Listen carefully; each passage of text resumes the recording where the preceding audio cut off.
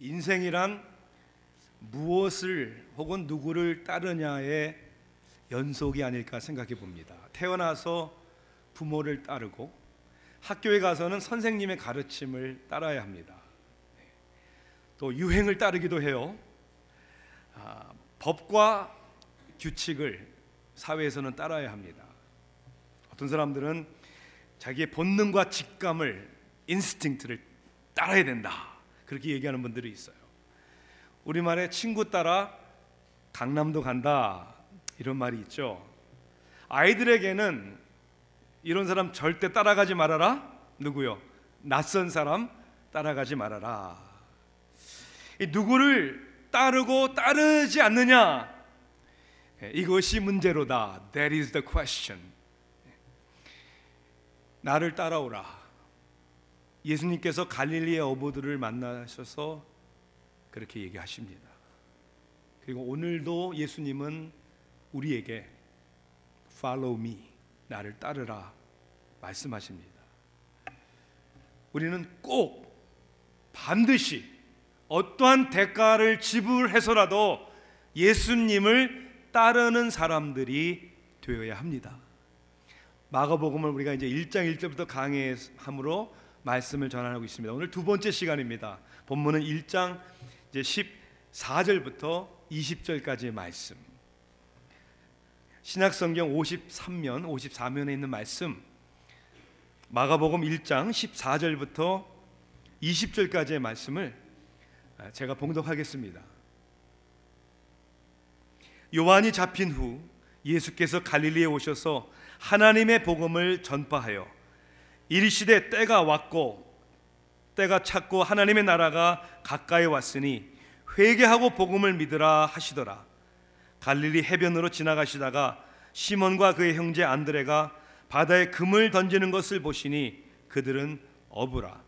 예수께서 이르시되 나를 따라오라. 내가 너희로 사람을 낚는 어부가 되게 하리라 하시니 곧 그물을 버려두고 따르니라. 조금 더 가시다가 세베대 아들 야고보와 그 형제 요한을 보시고 그들도 배에 있어 그물을 깁는데 곧 부르시니 그 아버지 세베대를 품꾼들과 함께 배에 버려두고 예수를 따라가니라. 아멘. 예수님께서 제자를 부르시는 이 사건은 다른 공관복음, 그러니까 마태복음, 누가복음과 다른 이 마가의 관점에서 이해하는 것이 필요하고 중요하다고 저는 생각을 합니다. 이 제자를 부르는 사건을 마태복음은 4장 후반절에 기록을 합니다. 누가복음에서는 5장에 가서야 제자들을 부르시는 사건을 기록을 합니다. 그런데 마가복음에서는 바로 1장에 예수님이 등장하자마자 제자를 부르시는 사건을 기록합니다. 하나님의 아들 예수 그리스도의 복음의 시작이라 라고 마가복음 1장 1절이 시작하죠. 마치 타이틀과 같은 예수 그리스도의 등장을 선언합니다. 지난주 말씀을 나누면서 이 복음이라는 단어는 지금 우리가 이해하는 의미와는 달리 그 당시 많은 사람들에게는 다른 의미였습니다. 전쟁을 종료하는 승리의 기쁜 소식, 혹은 황제가 새로이 왕 위에 황제의 자리에 위로 오를 때 기쁜 소식이다, 복음이다, 그렇게 알고 있었습니다. 구약에서 예언된 선지자와 같은, 마치 엘리야와 같은 세례 요한이 광야에서 나타나서 회개의 메시지를 전합니다. 회개하라 라고 전파하니 온 유대 지방과 예루살렘에 사람들이 다 나가 죄를 자백하고 세례를 받았다. 그렇게 우리는 지난주에 성경을 보았습니다. 나라를 빼앗기고 억울하고 지긋지긋한 로마의 통치 아래 있던 사람들이 이제는 뭐 대단한 일이 이제 일어날 것이구나 기대를 했을 것입니다. 그들이 메시아를 기대했던 것이죠. 세례 요한은 자신이 그 메시아가 아니다 라고 얘기를 합니다. 그리고 자신의 뒤에 오시는 분에 대한 이야기를 하죠. 그분에 대하여 나보다 능력이 많으시니가 오시나니 나는 굽혀 그의 신발끈을 풀기도 감당하지 못하겠노라. 그분이 누굽니까? 예수님입니다. 그리고 예수님이 나타나십니다. 그리고 세례 요한에게 세례를 받으십니다. 그리고 세례를 받으실 때 하늘에서 음성이 들립니다. 이는 내 사랑하는 아들이라 내가 너를 기뻐하노라. 이 음성은 아마도 예수님만이 들으신 음성은 아니었을 것 같습니다. 왜냐하면 이 내용이 기록되어 있으니까 아마 다른 사람들도 이 음성을 들었을 것입니다. 그 다음 예수님은 성령에 이끌려 바로 어디로 가시죠? 광야로 가십니다. 거기서 40일을 금식하시는 가운데 사탄의 시험을 받습니다. 굶주림 가운데 사탄의 유혹과 시험 가운데 누가 이깁니까? 예수님이 승리합니다. 말씀으로 사탄의 유혹과 시험을 깔끔하게 물리치십니다. 그리고 지난주에 보셨던 것처럼 시험을 받으신 후에 누가 수정을 듭니까? 천사가 수정 들더라. 보세요. 사탄도 이기시고 천사도 수정을 드는 예수님. 그리고 오늘 말씀 14절에 보니까 갈릴리에 오셔서 하나님의 복음을 전파하여, 복음이라는 단어가 또 나옵니다. 그리고 예수님은 이렇게 말씀하십니다. 때가 찼고. 아니 무슨 때가 찼을까? 사람들은 궁금할 거 아닙니까? 하나님의 나라가 가까이 왔으니. 하나님의 나라? 사람들은 눈이 번쩍 띄어지고 귀가 솔깃하는 것이죠. 회개하고 복음을 믿어라. 때가 되었다고 얘기하죠. 하나님의 통치하는 나라가 가까이 왔다. 그러니까 이 기쁜 소식을 믿어라 라고 얘기를 합니다. 그러니 사람들은 기대에 찼고, 이렇게 말씀하시는 믿어라라고 하신 예수님이 다음에 무슨 일을 하실 것이라고 기대할 수 있겠습니까? 저라면 아마 여러분도 동일하게 이런 거 기대하지 않을까? 이제 예수님이 깃발 들고 구테타를 일으키신지 한판 뒤집을 것이다. 혹은 모세가 바로 앞에 가서 내 백성들을 렛고 놓아라 라고 로마 황제에 가서 한번 단판을 지지 않을까? 얼마든지 그러실 수 있는 예수님이신데, 그런데 우리의 생각과 기대와, 아니 유대인들의 기대와는 달리 예수님이 하신 일이 뭐예요? 갈릴리 해변가를 걸으시다가 고기잡이 어부를 보시고 나를 따라오라. 내가 너희로 사람 잡는 어부가 되게 하리라. 오늘 본문에는 안드레와 베드로, 그리고 요한과 야고보, 아니 좀 부르시려면 좀 많이 부르지. 4명. 결국 제자가 다 합쳐서 몇 명이에요? 12명. 그것도 대단하지도 않은 사람들, 아니 사회에서 뭐 대단한 일 할 수도 없는 사람들, 이거 황당한 거 아닙니까? 말도 안 됩니다. 어리석어 보이질 않습니까? 예수님이 하신 말씀, 복음, 그리고 하나님의 나라의 의미를 잘못 알고 있다면 황당한 것이죠. 이들은 예수님을 따릅니다. 그리고 오늘 우리는 왜 예수님을 따라야 하는가? 나를 따라오라라고 하시는 말씀, 왜 우리는 제자들과 함께 예수님을 따라야 하는가? 그리고 What does it mean? 그 의미는 무엇인지를 오늘 말씀을 통해서 깨달아야 하는 것이죠. 왜?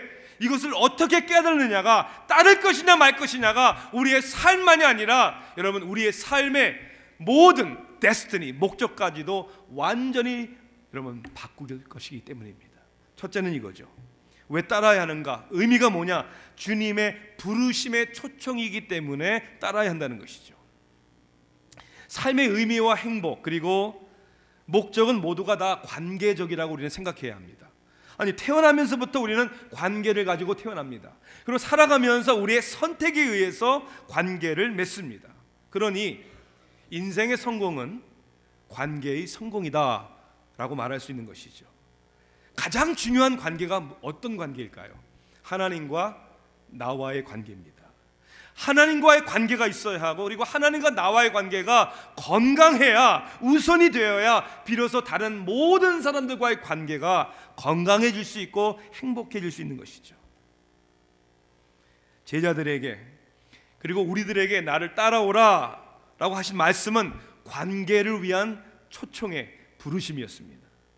세상의 그 누구의 초청보다도 영광스러운, 그리고 우리 모두가 반드시 예스 응해야 하는 주님의 초청입니다.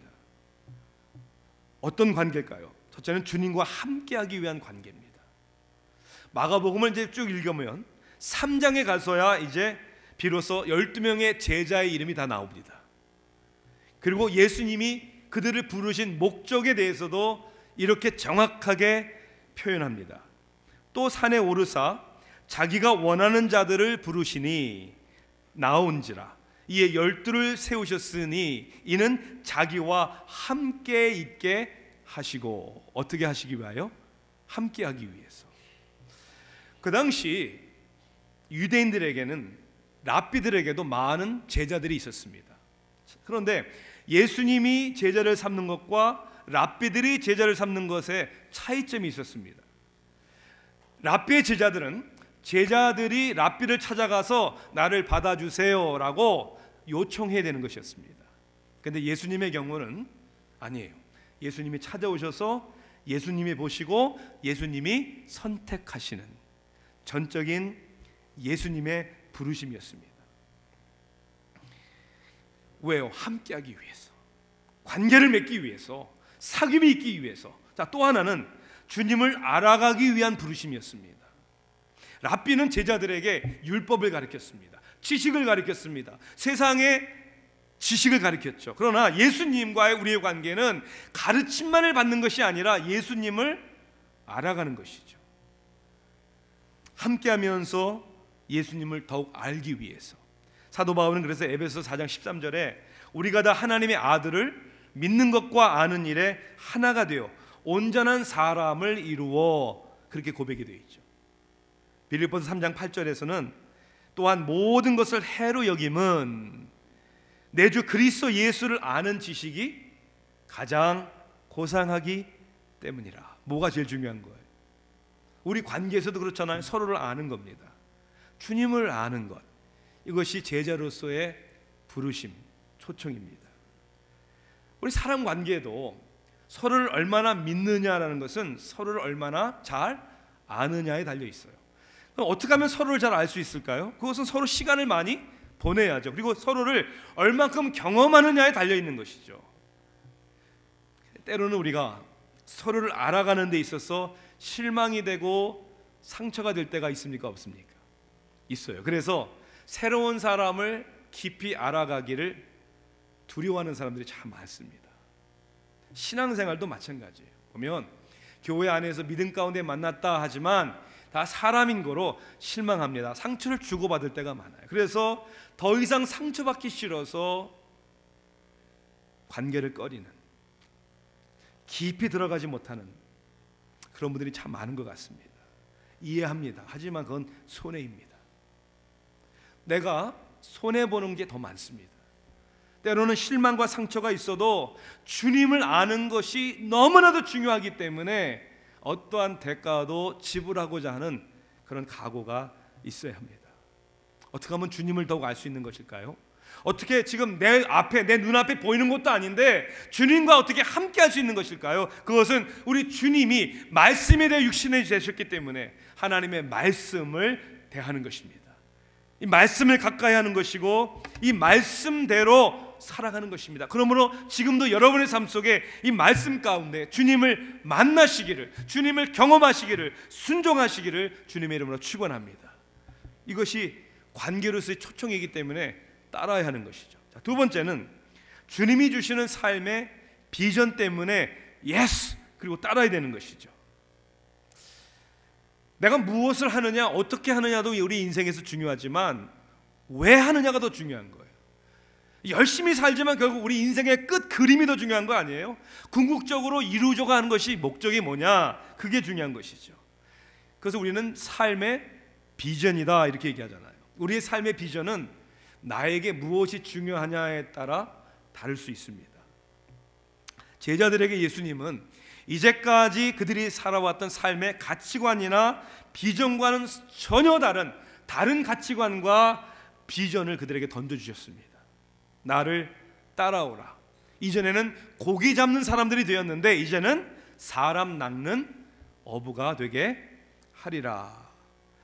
자, 주님이 그들에게 그리고 우리에게 주시는 비전은 어떤 비전일까요?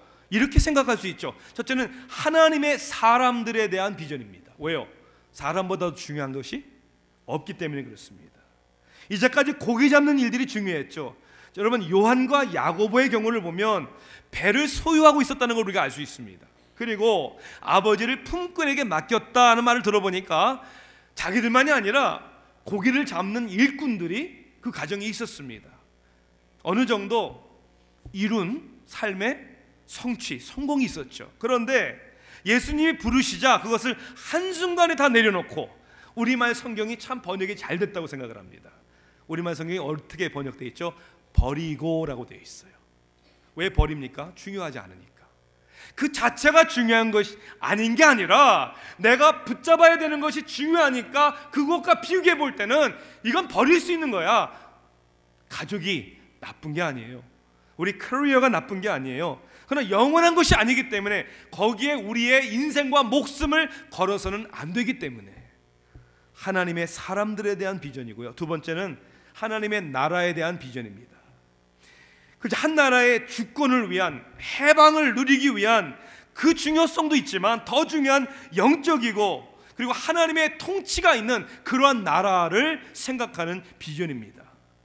이 나라는 국경에 의해서 정해지는 나라가 아니죠. 우리 마음속에 임하는 나라잖아요. 그래서 예수님은 몇몇 제자들에게 그들의 심령 가운데 이 하나님의 나라의 가치와 비전을 심어주시고 나가서 전도함으로 말미암아 그 하나님의 나라를 확장하게 하셨다는 것이죠. 자, 여러분에게 묻고 싶어요. 제 자신에게도. 여러분의 삶의 비전이 무엇입니까? 무슨 일을 하느냐는 직업을 묻는 게 아니에요. 여러분의 삶의 비전이 무엇입니까? 그 비전을 우리가 한번 시험해 봐야 합니다. 설교 말씀을 준비하면서 우리가 갖고 있는 삶의 비전이 하나님이 기뻐하시는 것인가, 이것을 테스트하는 방법이 없을까? 뭐라고 다른 사람들은 썼을까 해서 제가 비전 테스트라고 구글에 내가 타이프를 쳤더니 죄다 나오는 게 시력 검사더라고요. 그래서 야, 이건 아닌데.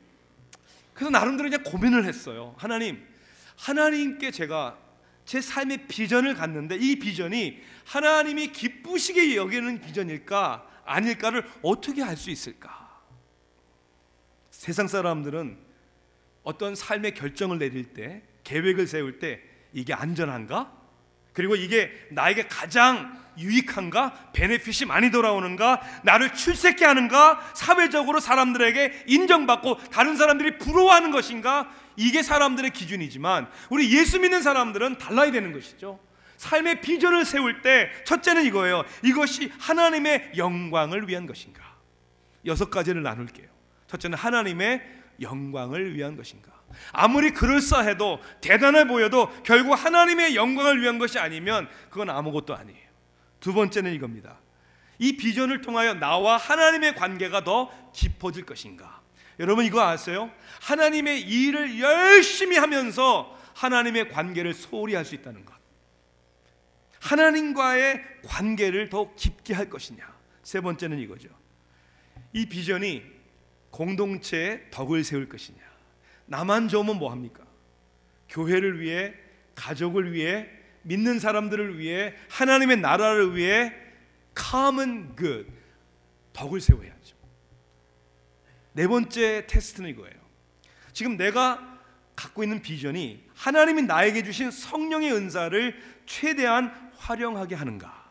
아니 남이 하니까 보기 좋아, 나도 저거 했으면 좋겠다. 그게 아니라 나를 만드신 하나님이 나에게 주신 은사대로 내가 섬길 수 있는가? 다섯 번째는 하나님의 비전은 반드시 영혼을 살리고 돕는 일이어야 합니다. 결국은 그거예요. 우리가 하는 모든 일이 그렇지 않습니까? 그러니 섬기든 직장생활을 하든 연구를 하든 사업을 하든 이것을 인하여 천하보다 귀한 영혼을 살리고 영혼들을 섬기고 돕는 일인가? 마지막 여섯 번째는 이겁니다. 지금 내가 가지고 있는 비전이 하나님 크기의 비전인가? 다시 얘기하자면 하나님 앞에 내가 기도해야 되고 하나님의 도움을 구해야 하고 하나님이 도와주셔야만이 이루어질 수 있는 가능한 일인가? 왜요? 믿음으로 해야 되잖아요. 그리고 하나님이 역사하셔야 되잖아요. 다시 물어봅니다. 여러분의 삶에는 비전이 있습니까? 혹 비전이 계시다면 이 6가지의 테스트를 통해서 합격입니까? 불합격입니까? 솔직히 더 안타까운 것은 우리의 분주함 가운데 이런 고민할 여유도 없다는 거예요. 이런 생각조차도 하지 않고 그냥 달려가고 있다는 겁니다. 언제 끝날지 모르는 우리의 삶인데 오늘 하루를 내 인생의 마지막인 것처럼 달려가야 되는 거 아닙니까? 그 비전이 뭡니까? 나를 따라오라. 내가 너희로 사람 낚는 어부가 되게 하리라. 하나님 사람들을 위해서, 하나님의 나라를 위해서. 우리는 교회로서의 비전을 좀 생각해 봐야 됩니다.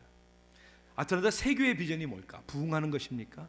그것은 하나님이 결과론적으로 주시는 것입니다. 믿음의 공동체의 비전은 복음을 위한 비전이 되어야 합니다. 네, 복음. 그리고 우리는 얼마나 이 복음을 위하여 헌신하고 도전하는가. 늘 그래야 하지만 저는 특히 한 1, 2년 전부터 하나님이 저를 강하게 도전해 주시고 아웃리치와 선교에 대한 많은 생각을 하게 해주셨습니다. 그래서 저는 외치기 시작을 하죠. 선교사를 파송해야 합니다. 그리고 선교지에 현지 목회자들을 세우는 일에 우리가 기도와 그리고 물질로 헌신해야 합니다. 선교 지역에서 교회가 개척되어져서 그곳에서 드려지는 예배를 통해 하나님이 영광 받으시는 일들이 이루어져야 합니다. 그리고 우리가 이 나라의 주인이 되고 우리 자녀들이 이 나라의 믿음의 주인이 될 수 있도록 하나님이 우리를 축복해 주셨으니, 우리 교회를 세워주셨으니 다른 소수 민족들이, 히스패닉들이, 흑인들이 교회를 세울 수 있도록 우리가 섬겨야 합니다. 캄보디아를 방문하는 가운데 시골 지교회를 방문을 했어요. 근데 바로 그 옆집에, 교회 옆에 한 캄보디아 사람이 있는데 대화를 나눴어요. 선교사님과 함께. 그런데 자녀분이 미국에 살고 자기도 얼마 전에 미국으로 이민 갔다가 지금 잠깐 캄보디아를 몇 달 동안 방문 중이래요. 물어봤어요. 어디서 사시냐고. 아틀란타. 그래서 제가 전화번호 달라고 그랬어요. 아버님 아마 2월 3월이면 돌아오실 텐데 전화번호 달라고 적어주셨어요.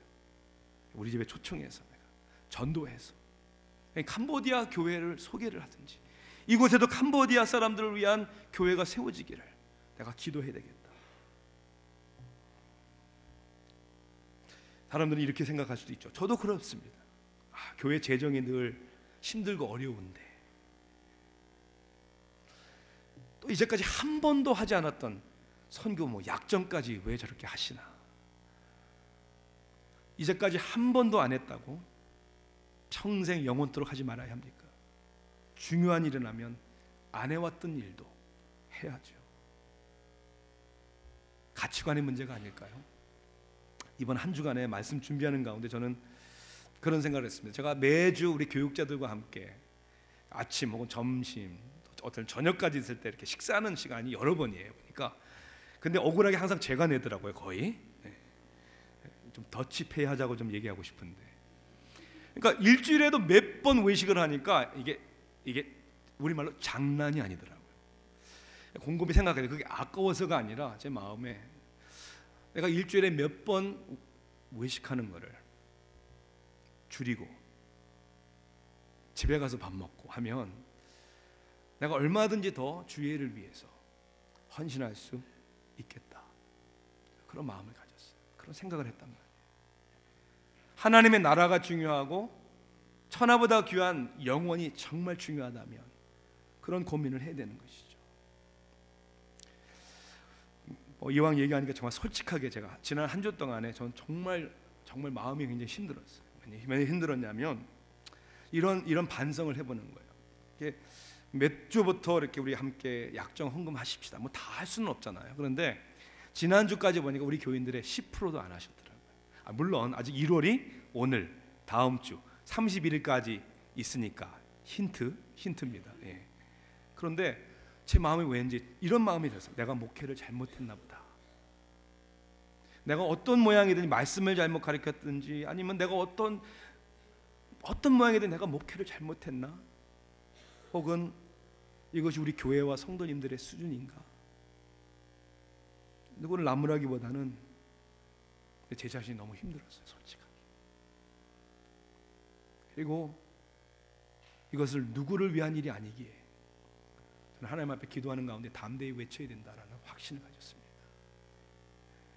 사랑하는 성도 여러분, 하나님이 주님이 우리를 따라오라 하심은 배도 그물도 모든 것을 내려놓을 수 있는, 아니 내려놓기에 가치가 있는 하나님 나라의 부르심이기 때문에 주님이 우리에게 주시고 우리에게 말씀하시는 대로 순종할 수 있는 저와 여러분, 우리의 삶을 다 드릴 수 있는 그런 하나님의 도구가 되기를 주님의 이름으로 축원합니다. 끝으로 왜 제자들은 이렇게 따랐을까? 그리고 우리는 왜 따라야 하는가? 그것은 주님이 주시는 확신이 있기 때문입니다. 예수님께서 제자를 부르시는 상황을 보면서 저는 과연 나라면 그렇게 할 수 있었을까 의문이 생겼습니다. 아니, 예수님이 느닷없이 나타나셔서 나를 따라오라, 아니 여러분 같으시면 따르셨겠습니까? 아니, 물론 파트타임으로는 따를 수 있겠죠. 파트타임으로, 예를 들자면 일주일에 교회에 한 번 오는 정도, 대부분의 교회를 다니는 사람들, 아마 새 교회도 예외가 아닐 겁니다. 파트타임. 셀 모임까지는 내가 따를 수 있어요. 그것도 외로우니까 좋은 사람 만날 수 있으니까. 혹은 금요 예배도 내가 참여하면서 따를 수 있죠. 우리 교회 금요 예배라는 게 있다고 하네요. 네, 있습니다. 아이들 프로그램도 있어요. 어린아이들에게 말씀과 중고등부 아이들도 함께. 근데 참 그래요. 우리가 아이들을 일주일에 5일을 학교를 보냅니다. 그렇죠? 학교 보낸 다음에 또 학교에서 돌아오면 그냥 가만히 내버려 둡니까? 또 운동, 레슨, 학원 보내면서, 그러면서 일주일에 주일 예배 외에 금요일날 한번 교회 오는 거, 이거 아이들에게 부담된다고, 피곤하다고. 여러분, 그것이 우리의 모든 신앙을 판단하는 건 아니지만 저는 묻습니다. 우리의 가치관과 중요한 것이 어디 있는지를. 또 양육반, 제자훈련, 하도 교회에서 하라고 하니까, 이거 안 하면 교회에서 마치 왕따 당하는 듯 싶으니까 뭐 할 수도 없으니까 해야지. 여러분, 18절을 보시면 마가복음에 42번 이 단어가 나옵니다. 예수님이 나를 따라오라 라고 했을 때 무슨 단어가 나오죠? 18절 첫 단어가 뭡니까? 곧. 헬라어로 이수스, 곧. 배를 버리고 그물을 놔두고 따릅니다. 요한과 야고보에게도 동일한 초청을 하셨을 때 아버지 세베대를 품꾼들과 함께 배에 버려두고 예수를 따라가니라. 아니, 좀 정리할 시간도 좀 갖지. 아니, 얼마든지 이해할 수 있는 거 아니에요? 제가 따르겠습니다. 하지만 제가 사업도 정리 좀 해야 되고 뭐 관계도 정리도 해야 되고, 아니 그런데 그렇게 안 해요. 곧 따랐다고 그랬어요. 왜 어떻게 따를 수 있을까? 한번 생각해 보십시오. 혹 그들에게 어떤 인간적인 기대가 있었지 않았을까? 물론입니다. 그들이 생각하는 주의 나라, 결국 나중에 제자들이 싸우잖아요. 주의 나라가 임하거든 어떻게 해달라고? 오른쪽, 왼쪽에 한 자리 해달라고. 이게 출세의 기회라고 알았기 때문에 비교해 보니까 평생 이거 고기잡이 해봤자 거기서 거긴데, 마치 도박하는 식으로 한번 모험해볼까? 한번 따라볼까? 그동안 지긋지긋했는데 한번 커리어 체인지도 한번 해봤어야 되는데, 그런 마음도 있었겠죠. 그러나 저는 두 번째가 더 강한 이유라고 생각을 합니다. 그것은 우리를 부르시는 불가항력적인 하나님의 은혜입니다. 아무나 우리를 부르는 게 아니죠. 예수님이 부르니까. 하나님이 우리를 구원을 위해 부르실 때 그 은혜를 거절할 수 없는, 왜? 은혜가 너무 크니, 만왕의 왕 만주의 주 되신 예수님이 부르시니까 거기에 예수 할 수 있는 거죠. 우리도 우리가 하나님의 부르심에 우리가 순종할 수 있는 이유는 여기에 있습니다. 하나님이 명령하신 말씀에는 반드시 약속의 말씀이 있습니다. 약속하셨잖아요. 내가 세상 끝날까지 너희와 항상 함께 하겠다, 도와주겠다, 너의 반석이 되어주겠다, 피난처가 되어주시겠다, 기도하면 응답하겠다, 생각하시는 것이나 간구하는 것 그 인상 넘치도록 내가 채워주겠다, 내 마음과 내 생각을 평강으로 지켜주겠다. 그리고 오늘도 약속하십니다. 나를 따라오라. 내가 너희를 사람 낚는 어부가 되게 하리라. 여기에 주어는 우리가 아니에요. 우리가 사람 낚는 어부가 되는 게 아니에요. 주님이 우리를 어부로 만들어 주시는 겁니다. 이 약속이에요. 그래서 우리는 그 확신 가운데 따라야 되는 것이죠. 어떤 확신? 하나님의 일을 할 수 있도록 우리를 도와주실 것이다. 그 약속 아닙니까? 나는 부족하지만, 나는 연약하지만 나를 사람 낚는 어부로서의 일을 감당하게 할 것이다. 또한 하나님의 사람이 될 수 있도록 우리를 도와주실 것이다. 어부가 되는, 제자가 되는, 사도가 되는, 거룩한 성도가 되는. 왜? 하나님의 관심은 우리이기 때문입니다. 그래서 주님을 따라야 하는, 그냥 믿는, 그냥 교회를 다니는 사람이 아니라 예수님을 따르는. 여기는 엄청난 차이가 있죠. 1987년도에 팔레스타인 이슬람 무장단체인 하마스가 창립이 됐어요. 그때 하마스를 세운 리더 중에 아들이, 그의 이름은 모삽 하산 유세프라는 사람입니다. 그가 1999년에 하마스를 세운 지도자의 아들인데 기독교로 개종을 했습니다. 이거 엄청난 사건이에요, 사실. 그의 간증을 여러분 유튜브에 그 이름을 쳐보면 너무나 도전되는 은혜로운 간증이 많습니다. 그는 이렇게 얘기합니다. 자기가 볼 때 전 세계를 이슬람 국가로 만들기 위해 사회와 나라들을 붕괴해버리고 자기 동족까지도 알라를 위해 죽이는, 나는 그러한 이슬람교를 따를 수가 없다. 그리고 사랑과 용서의 예수님, 나는 예수님을 따르는 사람이 되겠습니다. 그가 결국 망명해서 지금은 미국에 살고 있습니다. 근데 그가 미국에 처음 왔을 때 shocking, 놀랬다는 거예요. 왜냐하면 미국에는 크리스천들이 많잖아요. 크리스천들이 많으면 좀 다를 줄 알았는데, 크리스천이라고 하는데 자기가 볼 때는 예수님을 따르는 사람이 아니라는 거예요. 그는 예수님을 따르는 사람이 되기로 작정함으로 부모와 형제들에게 버림을 받았습니다. 그리고 언제 누가 자기의 생명을 위협할지 모르는 삶을 사는 가운데 모삽 하산 유셉은 그래서 이렇게 얘기를 합니다. 나는 그래서 크리스천이라는 말을 더 이상 사용하지 않습니다. 이 나라에는 그 의미가 별로 없습니다. 저는 저를 이렇게 소개합니다. I am a follower of Christ. 나는 예수를 따르는 사람입니다. 크리스천이라는 타이틀, 성도라는 타이틀, 집사, 권사, 장로라는, 목사라는 타이틀, 이거 아무 소용없는 거죠. 우리가 주님을 따르는 삶의 열매가 맺지 않는다면.